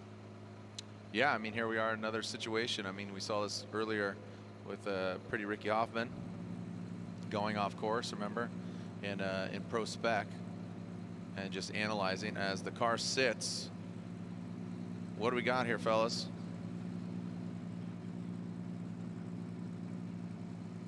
Yeah, judge is still taking a look at this. This is not a decided battle just yet. So,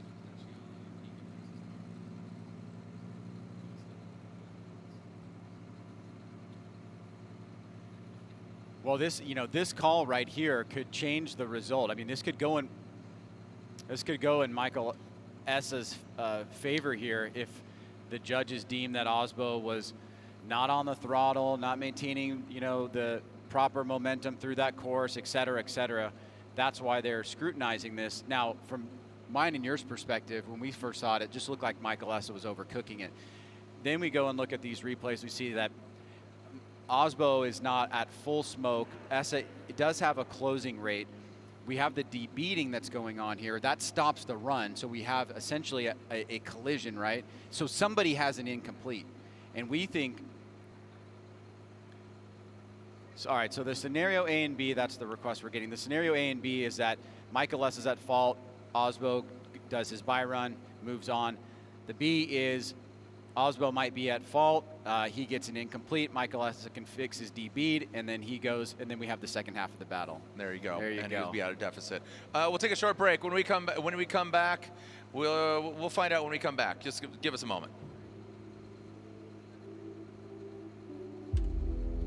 But now collision. Who's at fault? Okay, well, looked like Essa was going to go, and he hit him. Did the collision cause a flat tire? Did it cause him to go off? Is he allowed to fix his tire? What's going on here, Ryan? I mean, you're conversing with the judges. We have a provision in the rule book that said if there's a collision that causes a debeating, then the driver can change the tire. Now, that I believe the judges are saying no. So now it comes down to the fault of the collision. Because if the fault is to Osbo and then he debeated by going off course, Osbo's in trouble here. On the okay, let's lay back and listen. We're getting another look here.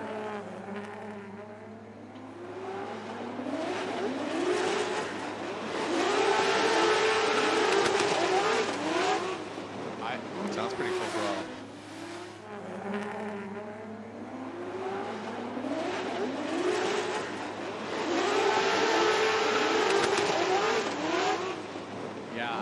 I still kind of feel like I'm where I started at originally. What about you? Here's the deal. Okay, change the tire. Let him go run. I say that.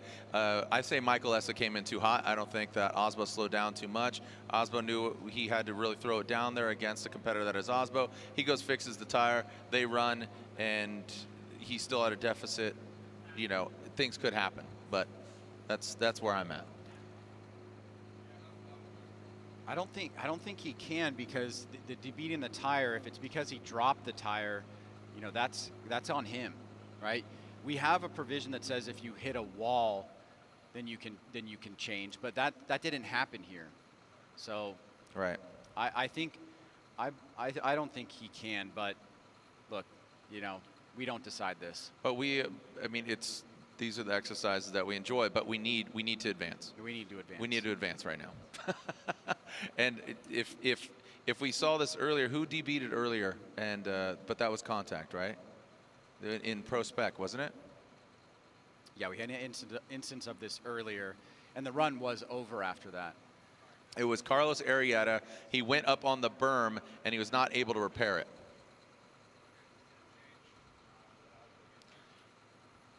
They're letting him probably change tires. Carlos Arrieta, no contact was made. Carlos went off independently, debeated a tire, hitting the berm. He was out after the first run. That was it. End of story. Yeah. The confusion here is the contact. Contact was made. Did he go off course and debeat because of the contact? Potentially. But we got to move forward, and we can't move forward into the Final Four until those tires change. So what I'm overhearing now is everybody gets new tires. Osbo gets tires, Essa gets tires, and let's go for it. Now, do we know whether or not there's been a ruling made on whether Michael Essa has an incomplete? Ryan, as a judge with the comms down there with your other judges, is Michael Essa at an incomplete? Yes, Michael Essa is at fault for that. It looked like he came in a little too aggressively and got into the side of Osbo's car, which then caused the spin and then caused the tire off. We don't know, we can't say for sure whether the off was due to the collision or if he was going to go off anyway.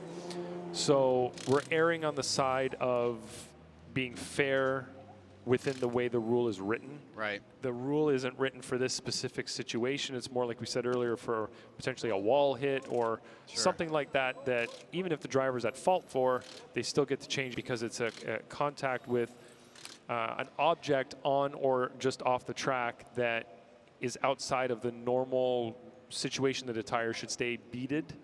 So this is something that, you know, when we write rules, something always comes up to challenge a rule and makes us rethink it, and this is one of those things. So I'm sure the rule will be revisited after this round before Long Beach.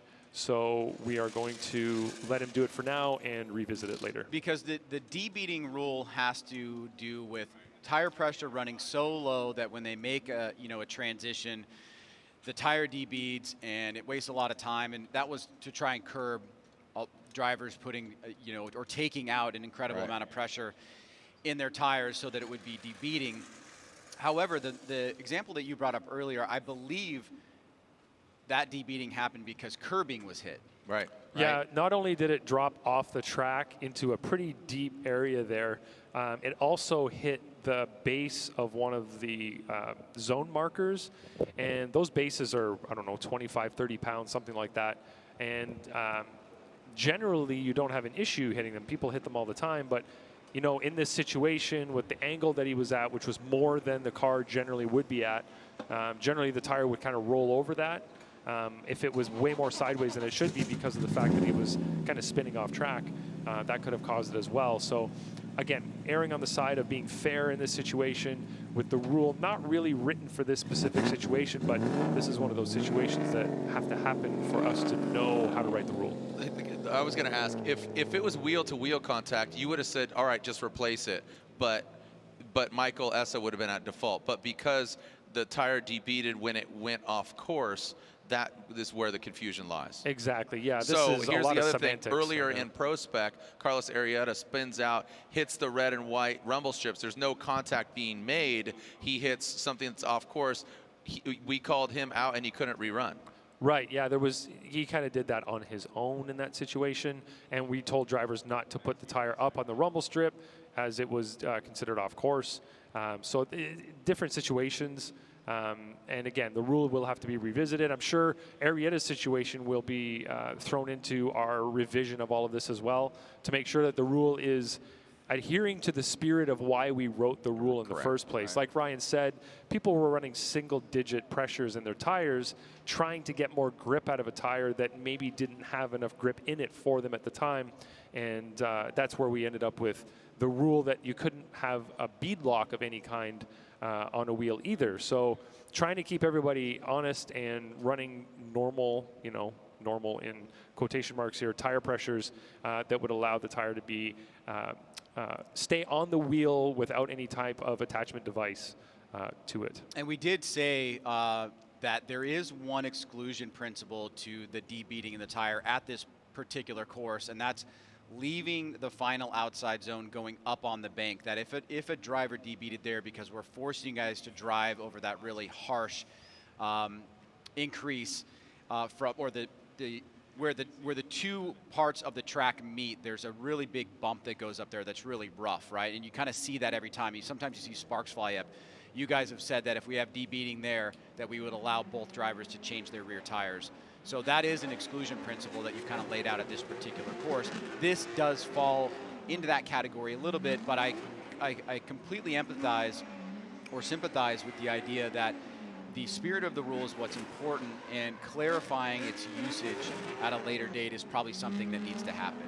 Yes, exactly. You're talking about the transition from the flat road course area up onto the banking here on the oval. That's the right way to say it. Yeah, it's very aggressive. It's something that we originally, when we came to this particular part of the track here a couple of years ago, tried to avoid that steep increase or that steep transition by making an inside clip at the finish line so that drivers would be able to go up on that at more of a shallow angle. Right.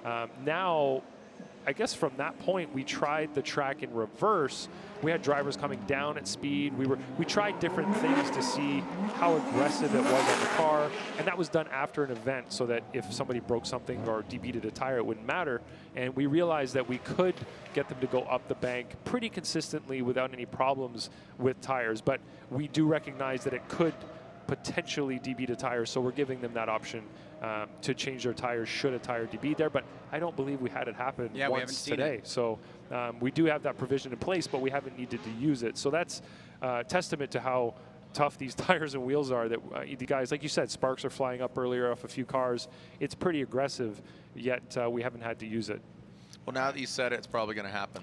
Yeah, that is how things go. Thanks, Jared. Yeah. No, you said it. You brought it up, dude. I didn't bring that up until you just brought it up. I put that in the universe, and then you put the fact that it's going to happen. Paint the picture for don't us. blame me. Let's take it home. Let's take it home. Let's take it home. Right now, we got Michael Essa at a disadvantage. Frederic Osbo has the advantage, the debeating. And just to clarify, the judges said that Michael Essa was at fault for the contact.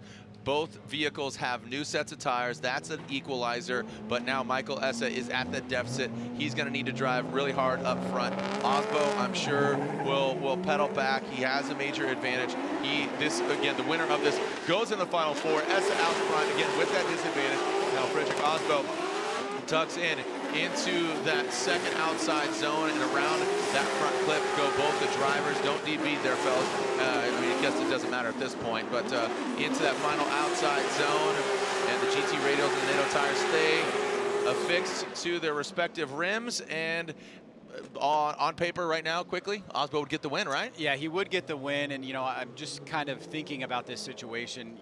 As painful as that was, I'm actually really glad that the competition staff and the judges are actually paying attention to the rules and the interpretation, because if somehow or another we overlooked something and got it wrong, it would be such an easy protest for the other team to utilize. And if we were in the wrong, they would win that protest. So I do think that this rule needs a little bit of refinement. Yeah, I know I'm definitely breaking down for sure. It's been a lot harder as the hours have gone on to stay consistent here, and you can only imagine how much tougher it is for the drivers physically to go through this process of getting through battles round by round, the heat going into the night, changing tires, parts breaking. But here we go. We find ourselves in the Final Four. Ryan Tuerck, Dylan Hughes, who is going to the finals. Ryan Tuerck will lead. Dylan Hughes giving chase. Ryan Tuerck qualifying 9th. Dylan Hughes qualifying 10th. Ryan Tuerck in that Gum-Out Toyota Racing Corolla hatchback on Nitto tires. Dylan Hughes, that Royal Purple O'Reilly's Auto Parts. GT Radial BMW going right to the side of him. Let's see how they transition. Rock solid in that second outside zone, now approaching the inside clip. Oh wow, looks like, look at that, into that third outside zone. Want to watch the instant replay from second to third on the outside zone, and filling all that outside zone for Ryan. Woo! Judges getting hyped equally as well. Want to see the perspective from second into that inside clip. Dylan was sweating him.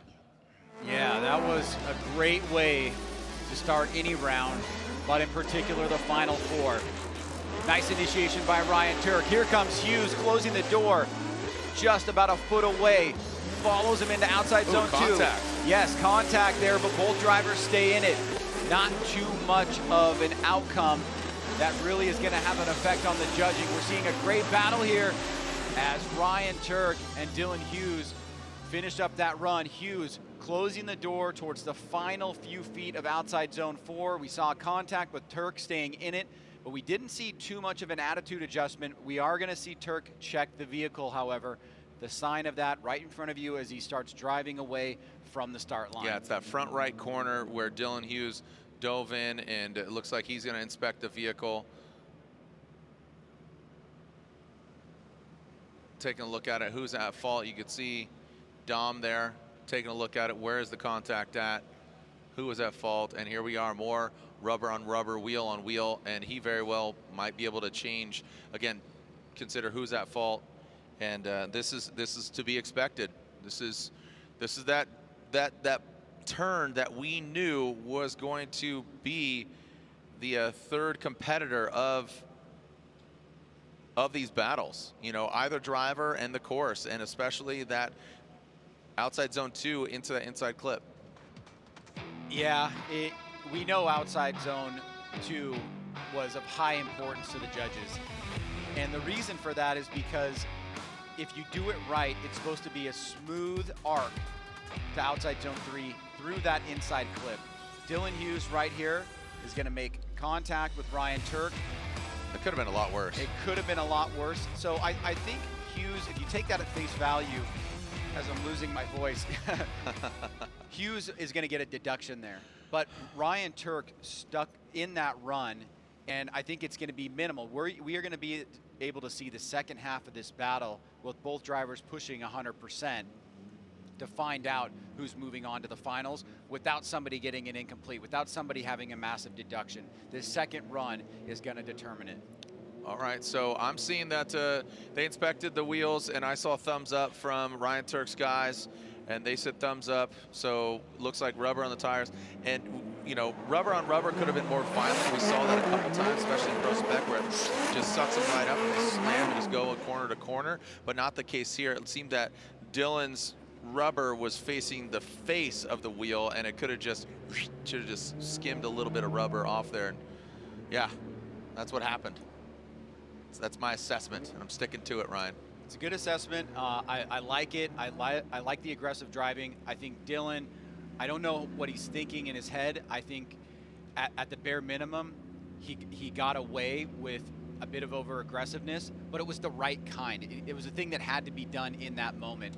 And now he's still going to be, I mean, the margin between these two guys is so small, right? So the second half of this battle is incredibly important. I have a feeling Ryan Turk's going to push the same aggressiveness as well, and it could pay off, and it might not. You know, I mean, you see the battle damage on the side of Ryan Turk's vehicle, but these two gliders ready to send it. Here we go. Dylan Hughes out front, that royal purple O'Reilly Auto Parts BMW. Look at that, Dylan Hughes gets a little dirt on the back end of that BMW. He lunges forward, but there we go. Ryan Turk now comes back to the side of that BMW into that third outside zone and exiting out. Ryan Turk hangs it out to dry and into that final outside zone. Ryan, wow. Dude, look at the attitude of the vehicles. Dylan in that dirt. How did Ryan Turk keep his composure in that first outside zone? And then he jumped back to the side of him. That was absolutely insane. Man, oh man, here we go. Dylan Hughes in the lead. Big sweeping initiation, so deep, almost drops 2 tires. Turk maintains his composure. Look at that, now boom. Turk charging forward, trying to get back in the pocket here, but he's gonna center punch the inside clip. Big mistake there for Ryan Turk, and also right there, gets a little bit wonky trying to chase down Dylan Hughes. Oh my goodness.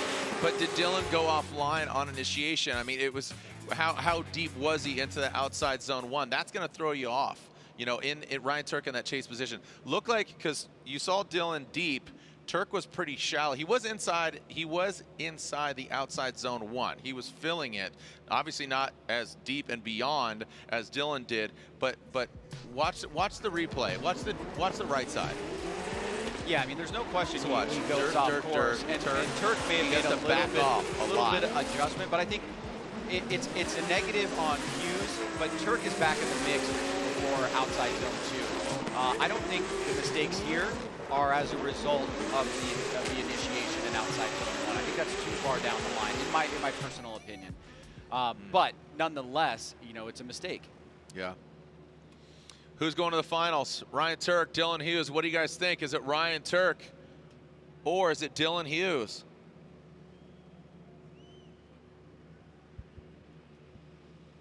All right, so again, on the other side of the Final Four bracket, the Type S. So slide it left for Ryan Turk, right for Dylan Hughes. And look at that, Ryan Turk gets the victory.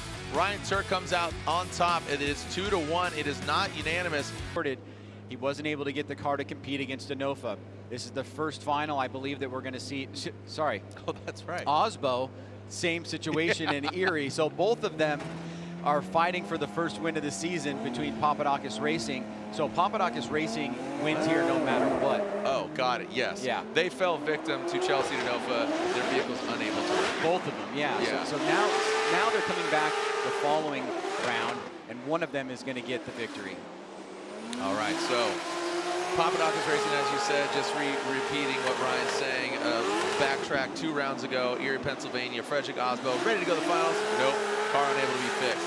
Backtracking to Seattle, the most recent round, Ryan Turk goes into the finals, unable to be fixed, unable to run. Chelsea Nova victory lap in both of those and gets those wins. Well, guess what? You know who else is stoked? Dylan Hughes. He gets 3rd place back-to-back in Seattle and now here in St. Louis. So Dylan Hughes gets 3rd place, grabs that final podium spot, and he's on his way to the Bonneville Salt Flats for that Permatex Flat Out 200, going for that 200-mile-per-hour victory with some carbon fiber in his back pocket. So much, here we go. Are you ready to send it? St. Louis. The finals are upon us. Dylan Hughes gets 3rd place. Who's gonna come out on top? Toyota Racing, 1 and 2. Nitto Tire, 1 and 2. Rockstar, 1 and 2. Turk or Osbo? The lights are on. When they extinguish, let's send it. Here we go. 1, 2, 3, send it. Here we go. FREDRIC Osbo out front. Ryan Turk in that chase position. Coming down to that first inside clip. Whoa, buddy. Excuse me, the first outside zone. Now to that second outside zone. Now into the one, the only Peninsula inside clip. Into that 3rd outside zone. Ryan Turk in tow. The gold Supra bringing around. Oh, man, Ryan Turk hits the wall. Ryan Turk taps the wall, gets out of shape. And I'm trying to recall, I don't believe a competition timeout has been used by Ryan Turk. How much damage we will see, but Ryan Turk on that transition, Ryan, what do you think? Well, this was one of the best initiations I've ever seen from Frederic Oswald on this track. And the same thing goes for Ryan Turk. I mean, just exactly mirroring him, but we see something that sticks out to everybody that's watching, even if you're not a hardcore fan, and it's Ryan Turk tapping the wall there, right? Very close to an incomplete. He's able to kind of more or less finish the run, but it's a massive mistake after what was a tremendous start by both drivers, and he is going to go back and take a look at it. Yep, and again, as, man, people watching 6:05 in the morning in Norway. Frederic, thank you so much to the fans.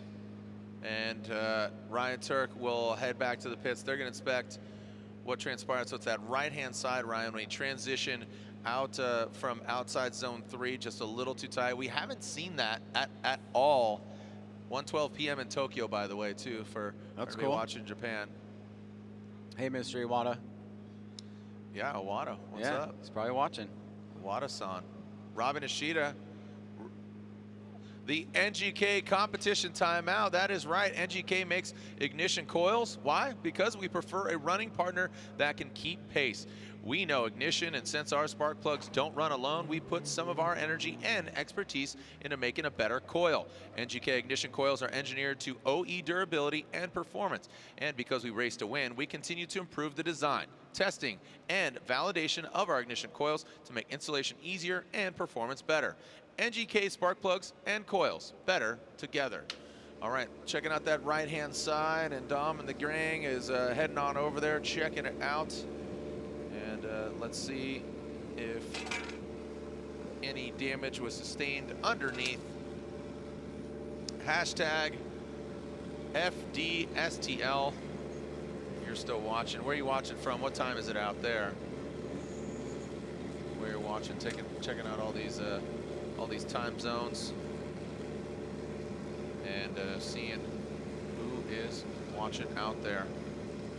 Not getting a lot of hands on the car. Are we waiting for something there, kids? All right, there's Kevin. Kevin's corner. Kevin's corner clock should be on, right?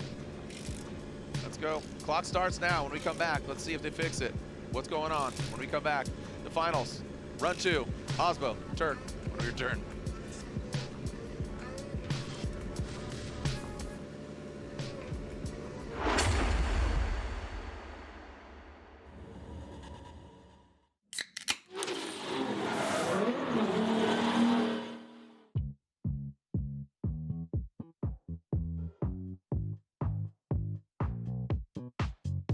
Run that you can. Here, give me one of these. Hold that in that side. Now after that first run, we'll see if we can do some iron work in here. Drivers will move on and be placed into the top 16, and that's in each series on any given weekend. And it's going to depend on whether there's 23 and more drivers. Custom. What happened? Blew the power steering line. Ah. It is? What brand? Because I've been wanting to get one. I don't know what brand to go for. EarEverything.com. Okay. It's a lady that custom makes them for everybody, all the IndyCar people. Okay, all that. perfect. Yeah. So they do a mold, so the speaker's actually in here, not on your neck. Yeah. Dope. Huh. That's why when he came here, he was just bouncing off limiter. Damn. I just had to kill it. Yeah.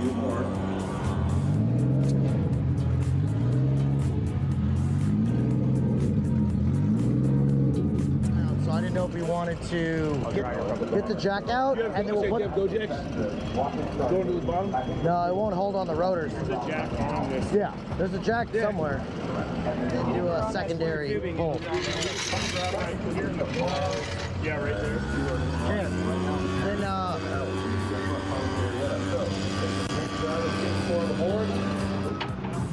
Jack me, Kevin.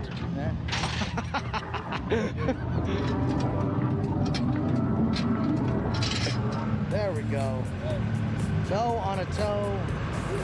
Slow. Well, now we know how to get data off that ECU. Yeah, so this is the most common ECU I use on like everything. Right, on everything. So, yeah. All right, let me grab this.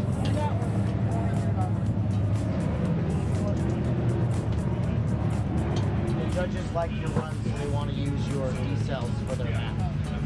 Oh, cool. So that's what I pull that off, then I can see that. From the leads, or? Alright. I'm guessing the leads, right? Copy that. Yeah.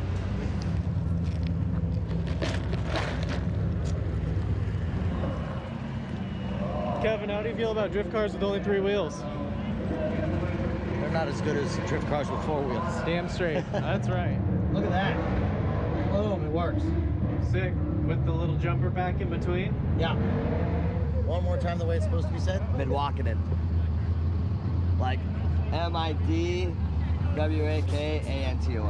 Like Midwakaton. Midwakaton. Yeah. Yo, I need this down, and I need the car running. To see how the judges are going to look at that second wall tap and outside zone. Hey there. Playing us, dude.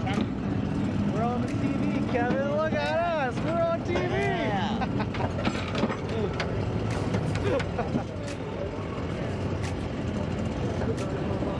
You're famous. Y'all ever been on Kevin's Corner while we're watching Kevin's Corner before?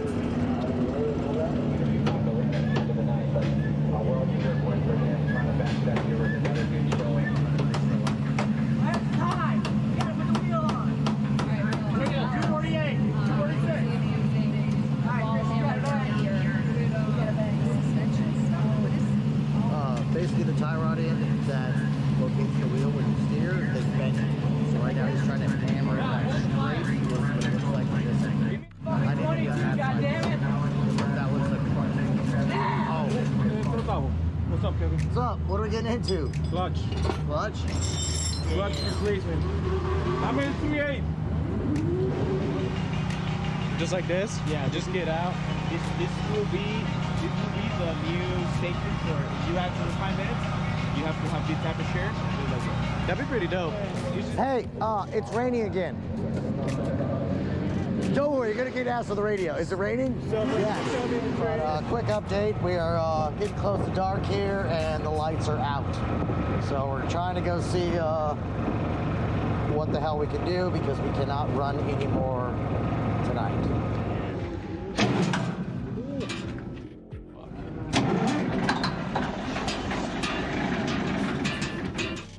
I'm scared. Shit, yeah. Judges were asking for the D-cell map thing. So I just wanted to grab a few of the TPS recent files. Oh, you guys have GPS. That's just speed, right? Yeah. You're using what it has to say? He said that the mist off of the front back there in the back, he said went all over the window, and he said between that and the lights, he couldn't see anything. Really? So he didn't know where he was, and it ended up just spinning. Let's go! Stupid Richie. We need more drama. Is that all we're doing? Throwing an air filter on? Yeah. Good to go? Yeah. All right. Nice. Either way, very awesome for English Town and everything else. Being That's up to here you, with dude. that. If it's not holding it, you know what's going to happen. I'm pretty stoked on that. Oh, yeah. That's pretty cool. Oh, yeah. The speakers don't work? Are we not talking? I'm surprised you're not like saying stuff right now. Waiting on the car. These nerds. All right, they are out of the burnout box, Ryan, and we are ready to see the second half of this battle. And we saw a great lead run there from Frederic Osbo, and Ryan TUERCK chasing him down. Unfortunately, taps the wall as he's going from the outside zone 3 into outside zone 4. Now, Ryan TUERCK, he did damage that back right wheel, and he was allowed to replace it. So he called his competition timeout, and now this should be all she wrote. And Ryan TUERCK will lead with Frederic Osbo in the chase position. What are your thoughts, Ryan? Well, it may be a foregone conclusion. Obviously, the team wants to be out there and finish the second half of the battle, but we know Ryan TUERCK has got a deficit. There was no mistake from Osbo. It was a great run up until that point. Let's finish it. Here we go, send it, put him in a body bag, Johnny. Ryan Tuerck initiates in that first outside zone, now approaching the second outside zone, and now into the one and only front clip. Both of them hitting that three-wheel motion, now into that third outside zone, a transition where Ryan Tuerck hit the side. As long as FREDRIC Osbo keeps it clean, he should get the win. Ryan Tuerck and FREDRIC Osbo cross the finish line, and it looks like it's a repeat. Basically a repeat customer there for FREDRIC Osbo from last year in St. Louis, round one, as he bring it around that cone and celebrating in front of the fans after a wacky, crazy, wild night. Osbo will bring it over and Dylan Hughes will join them. And obviously you will know the outcome here. We'll bring them down in front of the fans, and Lorette Nickel will make her way over there. And you know what's gonna happen here. FREDRIC Osbo will get the victory with Ryan Tuerck tapping that wall. We'll make it official. Also, we will have our trophy ceremony, but Ryan, talk about it if you will. Well, like I said, it was basically a foregone conclusion from FREDRIC Osbo to win this battle. And Ryan Tuerck would have had to pull out a miracle here and hoping that Osbo was going to make a big, big mistake, and he doesn't do that. We're gonna send him right down now to go announce the winners. And we're gonna bring along our third place, Dylan Hughes. That's right, that's right. So again, a Toyota 1 and 2, a Nitto Tire 1 and 2, both those guys on Rockstar. And here it is, Ryan, take a look at it again. Okay, you want me to do this? Yes, please. So basically what's going on here is Ryan Tuerck's trying to do his best. And Osbo is trying not to make any mistakes. He doesn't do that. Yeah. So that's how we're gonna get to the finality of this round. But overall, these guys I mean, I would have loved to have seen Tuerck finish that last section and really have an amazing battle. And we've seen that a lot. When we get to a point where we're just about to get to the finish, pressure, mistakes, little tiny mistakes that end up turning into something big. That's what we saw here. We're going to see FREDRIC Osbo win his first event of the year. He is going to jump 100 up. points. He's going to jump up massively in the championship, my friend. Just got real interesting for those top three guys. Oh, for sure. Chelsea Nova, Matt Field, FREDRIC Osbo jumps as Field and Chelsea go out fairly early compared to that of FREDRIC Osbo. But back in the saddle, or better yet, back in the podium for him. There it is. Look at these guys. He wanted to give it to him so bad, but still a smile on his face. He's still on the box. As he steps outside of his vehicle, let's make some noise for him. Your third place finisher back-to-back. He got third in Seattle, and now third here in St. Louis. Your Royal Purple, O'Reilly's Auto Parts, BMW. Third place in St. Louis, Dylan the Dozer Hughes.